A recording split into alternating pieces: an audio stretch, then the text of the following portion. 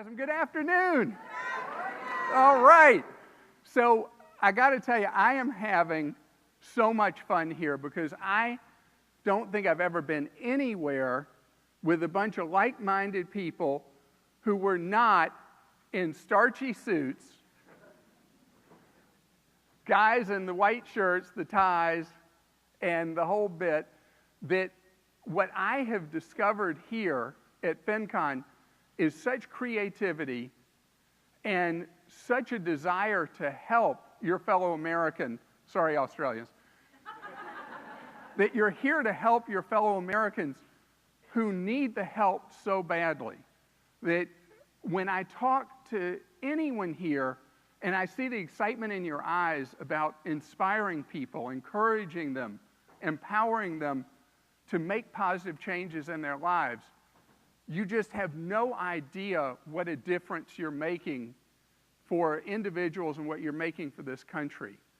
And the creativity you have at work is making a difference, because let me tell you, the responsibility we have to turn around where we are financially in our households in America, it's unbelievable. I have some stats for you about where things are today. And by the way, this is really different as I talk about this, where things were a generation ago, 2 generations ago, when people worked for one company for a long time or a lifetime, company gave them a pension, people didn't have a lot of decisions to make. And here's one that happened before most of you were ever born. You used to only be able to get a single phone in your home from the phone company, and it came in any color as long as it was black. And they said what you were going to pay for it. And when I was in college, I'm old, I'm 61. When I was in college, you never made a long-distance call unless somebody had died.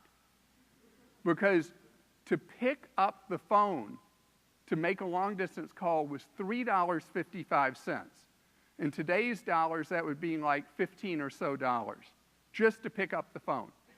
And people didn't communicate at all like we do now. It was a completely different kind of way we lived without the decisions to make and without the freedom that we have today. And a lot of times people don't deal that well with freedom. I mean, I came up before there were credit cards. Try to imagine that. There was no such thing as a credit card till I was in high school. And then they weren't widespread. Today, 133 million American adults are running balances on credit cards. Now try to imagine that. 133 million people, nobody ever got rich paying Visa or MasterCard 17% interest. Doesn't happen. And then you look at what people are doing to save for their future. Remember, almost nobody's got the pensions anymore, anything like that. So the percent of Americans that are saving in a 401k is roughly 1 out of 3 Americans. And even if you look who has access to one, it's roughly half of people work at a place they have access to a 401k. Americans switch jobs all the time. The average American today will have 15 different jobs over a working lifetime. You may have more, somebody else may have less, but averages out to 15 different jobs. So we don't have that straight line path somewhere where we could put money in and we just stay there through the years, and then finally after 30 or 40 years, whatever, we just bag it and they throw us a nice party, all that. That's all over. So we're in a time, we're in an era where we don't have the normal patterns of work. We don't have access to somebody else providing our retirement. We don't have the ability to save easily because we don't understand the alphabet soup. We got a lot going on. Plus this is a very, very well-educated group. And the people you're around in your daily life are very well-educated. I've heard, over the last 2 days, the education levels, the degrees, where people went to school and all that. So 2 out of 3 Americans do not have a college degree. And their work history is even more unstable than that average I talked about 15 jobs. And if you think about somebody who did not get a lot of education, imagine handing that person a 401k packet or a kit for an IRA from a financial house and somebody trying to figure it out. And we have such a disconnect. It's like you have a staircase in a building that doesn't start till the 3rd floor, and people don't have a way to get to the 3rd floor to climb that staircase. So we've got a lot we have to work on as a country in order to improve people's ability to handle money. And you can look at so many different phases. You know, I mentioned the debt, talk about the lack of savings. The average American has $19,000 in retirement funds. Now, if you figure you can live on 4% of that money each year, somebody do the quick math for me. How much is that a year? It's not very much. It's almost no money to live on at all. $800 a year, something like that. So we've got a lot of unfinished business that you are going to fix. I'm serious. Because we are in an era where the change is going to bubble up from us. It's not going to come from big government. It's not going to come from big companies.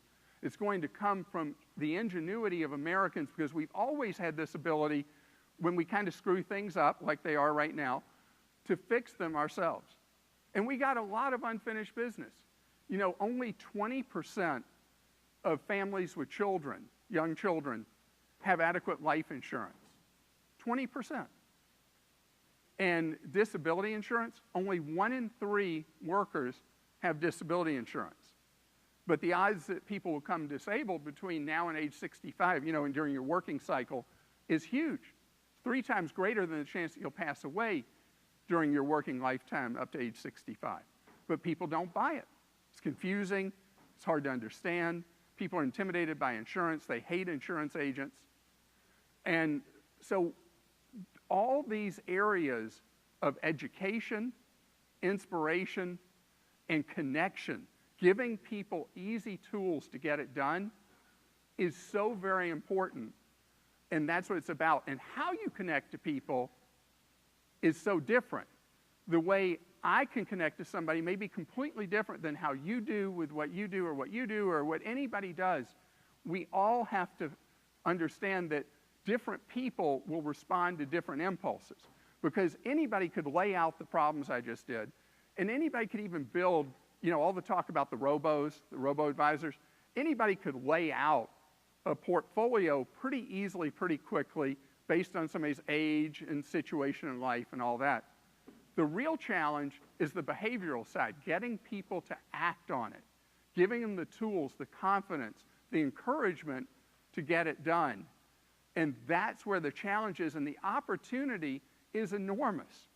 If you think about all those issues I talked about, the levels of debt, the very low levels of savings, the very low acquisition of insurance of various types, the opportunity for you to do well by serving others is the biggest it's ever been in American society.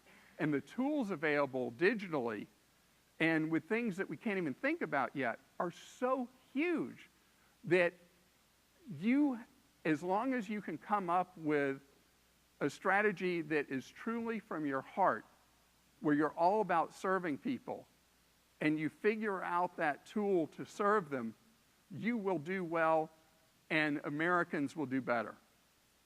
And the tools you use will never stop changing. I want to take a minute and talk about what I've been through. And I'm 61. I've been a television reporter for 25 years. I've had my own radio show for 29 years. And I've been syndicated for 19 years. And my career, I've had a very good run. And I've done very well, fortunately, in radio. I've written 10 books. We have our website. We have an off-air advice line where we answer calls from the public off the air for free 45 hours a week. We've been doing that since 1993. And so we've had an enterprise that had worked very well. But our audiences had been shrinking. And for example, my radio audience had peaked at about 5 million daily listeners. And 3 years ago, we were down to 2.25 million. And it hadn't been like off a cliff. It had been like a steady decline, and my audience was aging.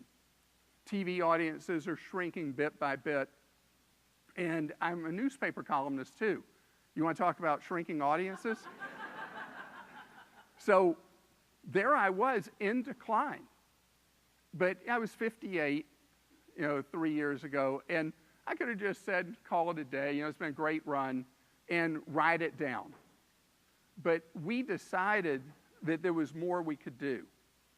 And what we did was we really refocused what I do and how we do it. We always had this mantra that radio, because I reach so many people 3 hours a day on a daily basis, that it was the sun of what I did. And everything else were planets revolving around the sun. TV, newspaper, the off-air advice, books, everything else I did was just revolving. And what we really rethought 3.5 years ago was that that was not what we should be about. That empowerment and information was the sun. And the vehicles you use for it would never stop changing. Today, we're in such a different position than we were 3.5 years ago as we completely reoriented our daily processes and our long-term planning. And so today, with what I do, as an example, our web traffic is up so much from 2 years ago that we have as many visits per day now as 2 years ago we had per month. And we've had just an enormous inflection point with people and move, and we've done that many different ways. We now reach people digitally 19 different ways. We have many, many different outlets that we reach people, and you're not necessarily reaching the same people. You're reaching different targets with the information, and we meet every day and we talk across disciplines, where we should be emphasizing with Facebook, what we should be doing on Twitter, what should we be doing with our video products. With each area, our newsletters, how do we provide people what they're looking for, what they need? And so we have been able to go from a position of steady decline 3.5 years ago to the strongest impact we've been able to have in my career in media. And the thing that everybody on my crew understands, and we all understand it through and through, and this is so important with everything you're doing, is that the way you deliver the content you deliver, the information you deliver, or the service you deliver, do not get married to it. Because the ways you're going to do it are going to change repeatedly. And the outlets that will be available to you that don't exist today, that are not in our vocabulary today, that will suddenly appear sometime in the next, let's say, 24 months. The changes that are coming are so strong and so extreme that what will be available to you to serve your audience, to serve your customer, is going to continually change. And I know there's talk about how change is accelerating and all that. Don't believe that at all. Change has always been with us. And if you want to look at technology, the greatest wave of technological change in America occurred 100 years ago, when things like electricity became prominent, and the automobile and the airplane and all that. I mean, those changes were truly revolutionary. Today's changes are much more evolutionary. But we have a tendency in what we do day to day, we get focused, and we're just looking at what we're doing. And just like I was with going through where you don't notice day to day the decline that's occurring, but if you look back over time, the decline was real. Try to imagine 5 million to 2.25 million. That's a gigantic decline in influence and connection to people. And the people that were there were getting to be like ancient. Because if you don't know this about radio, the average age of radio listeners is getting to be as old as a Methuselah. And so I could tell anecdotally from the questions people were asking, you know, that people were asking questions all about the later stages of life, where early in my career they were all asking about the kind of things that you are so often addressing in what you do. Accumulation, debt, buying a house, how to finance it, buying a car, whatever. They were asking about things in the key prime of life, and now on radio people are asking about like rearview mirror kind of stuff because they were getting older.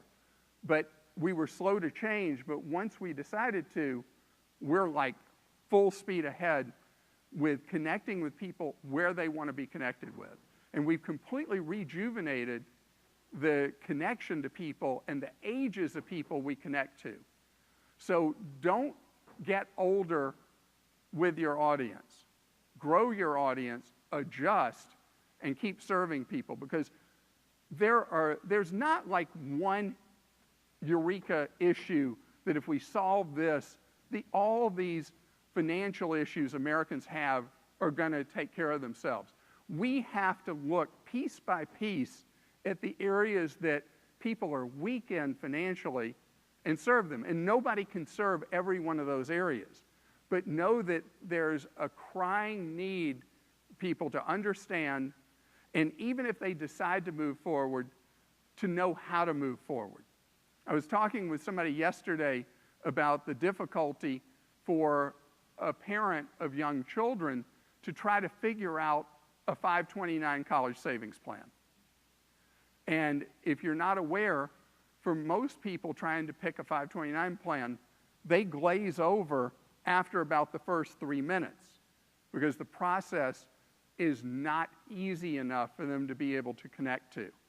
And if you think about everything with financial services and things with the wallet, that's where there's enormous opportunity.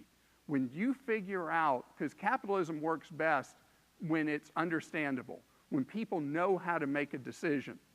When you figure out in any area involving people's wallet how to make it possible for them to make a decision, to be encouraged to do the right thing, and then be able to proceed and make it happen in their lives, I'm telling you, that is the perfect thing, because you're doing well by doing good.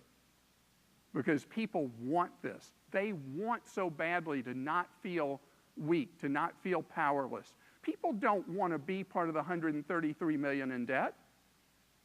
People don't want to fear getting older and have no money saved. People don't want to worry that they're going to die and their kids and their spouse are going to be financially in hardship. People need you. They need the tools, they need the encouragement, and they need the path to be able to make the improvements in their lives they want to make. And it has to be a whole new paradigm, because of that thing I talked about with the average person having 15 jobs over the course of a working lifetime and irregularity sometimes with employment.